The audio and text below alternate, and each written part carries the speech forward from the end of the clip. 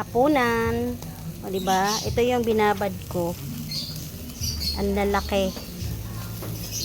Tsaka maya maya dapat ang baliktad para hindi siya masunog. Kasi pag nasunog hindi na siya masarap. Hindi na siya masarapi. Kailangan hindi siya masunog. Kasi pag nasunog hindi na siya masarap. O diba? Masarap yan.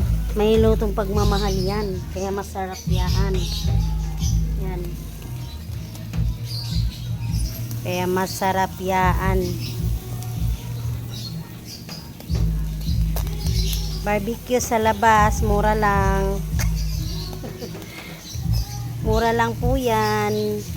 Presyong pangmasa lang yan. Presyong masa lang yan. Masarap yan. Uy, nasunog na nga ba eh.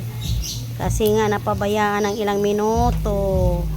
Hindi siya pwedeng patagalin ng patagalin ng baliktad kasi nasusunog siya agad. Kaya eto na. Tanggalan na.